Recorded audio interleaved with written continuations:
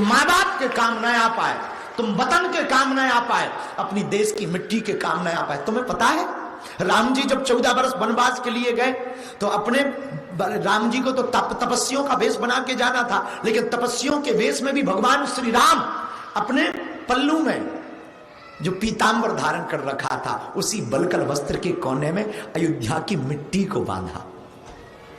तो लक्ष्मण जी ने पूछा भैया ये क्या है? तो पता है राम जी क्या बोले? भगवान राम बोले जा तो रहे हैं पर हमेशा याद तो अयोध्या ही रहेगी।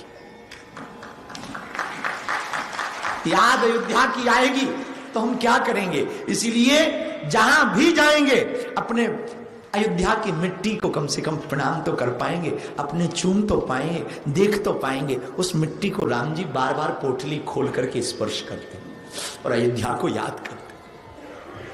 मेरे पागलो, तुम रहो न्यूजीलैंड में पर तुम्हारा भारत भी तुम्हें बहुत याद कर रहा है। कभी समय मिले तो आ जाना, साल 2 साल में आ जाया करो, बहाना खोज लिया करो आने का।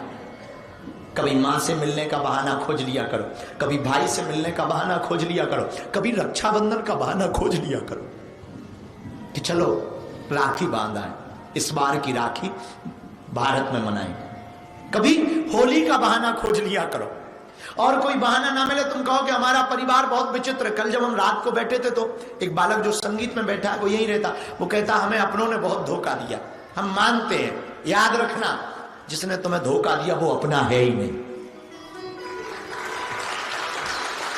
यदि अपनों ने धोखा दिया तो वो तुम्हारा है नहीं, पर इसका मतलब ये नहीं कि तुम भारत को छोड़ दो, इसका मतलब ये नहीं कि तुम अपनी वतन की मिट्टी को छोड़ दो, इसका मतलब ये नहीं कि तुम अपने तिरंगे के प्रेम को छोड़ दो।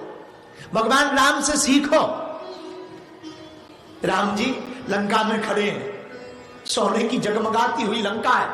लक्ष्मण जी पर्वत के ऊपर खड़े होकर के राम जी से हाथ पकड़ के कहते प्रभु भैया देखो देखो कितनी सुंदर है लंका, कितनी चमचमा रही है।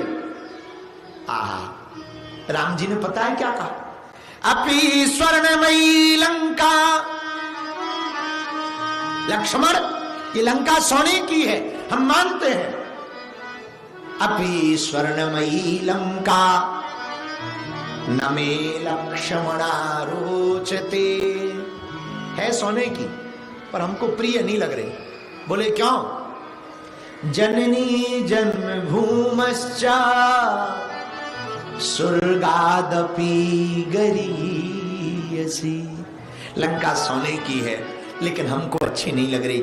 हमारी अयोध्या भली सोने की नहीं है पर लक्ष्मण वो पुरानी गलियां, वो सरजू का किनारा, वो पिता की गोद में बैठना, वो कौशल्या मां के हाथ से भोजन करना, वो चारों भाइयों का खेलना, वो मित्रों के साथ अयोध्या में डोलना, हमको तो वही याद आता।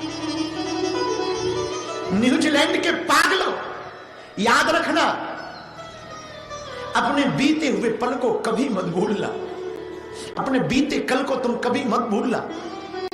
जिंदगी में बहुत बड़ा बनना पर अपने बीते पल को मत भूलना। वो पुरानी गलियां, वो रातों के अंधेरे। आजकल के बच्चे क्या जाने सुख, लाइट जाने का और आने का। लाइट जाने और आने का सुख तो हमारे गांव में था। लाइट जाती थी तो शोर मचा के बाहर निकलते थे, आती थी तो शोर मचा के अंदर आते थे। क्या जाने बुआ का सुख, रक्षाबंधन पर पिताजी के भाग की मिठाई खा लेना, उनके हिस्से की मिठाई खा लेना। और रिश्तेदार आने और जाने का सुख तुम्हारे बच्चे क्या जाने। रिश्तेदार आने और जाने का सुख तो हम लोग जानते हैं भैया। जब जाते थे तब इस मुंह ताक में रहते थे, रुपया कितने देंगे। हाँ हाँ, 5 का मिलेगा या 10 का मिलेगा। रिश्तेदार आने से ज्यादा इस बात का इंतजार करते थे कि जा कब रहे। हाँ, क्योंकि उसमें और ज्यादा कुछ सुख नहीं, ये सुख था कि ये मिलेंगे। अब वो 5 का 10 का नोट दे जाते थे, 10 ही दिए, अगली बार तो 20 का नोट दिया था। ये तुम्हारे बच्चे क्या सुख जाने। बुरा ना मानना, अपने बच्चों को अपनी संस्कृति से जोड़े रहना। बीच बीच में इन्हें भारत लाके ना वो पुराने दिन याद कराते रहना। क्योंकि यहाँ की सभ्यता में तुम्हारे बच्चे परिवार को भूल जाएंगे, और तुम्हारे बच्चे तुमको भी भूल जाएंगे, फिर तुम रोओगे, तुम अकेले पड़ जाओगे। और एक बात बताओ, तुम्हारे बच्चे ही तुम्हारे साथ ना रहे तो तुम्हारा कमाना धमाना किसी काम का?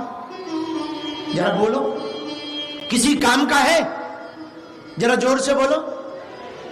तुम्हारा बेटा तुम्हारे साथ ना रहे, कितने ऐसे परिवार नहीं है न्यूजीलैंड में जिनके बेटा को लेकर के यहां आए पढ़ाने के लिए और बेटा ही साथ छोड़ के चला गया। अब ना माँ बाप यहां के रहे ना भारत के रहे, पछताते हैं बेचारे।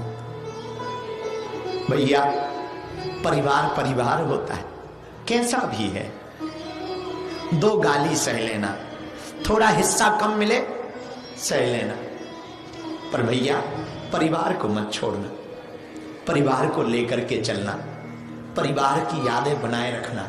जब समय मिले तब अपने बच्चों को लेकर भारत आया करो, इसलिए भी आया करो ताकि तुम्हारे बच्चे भी भारत आने की आदत डाले रहें।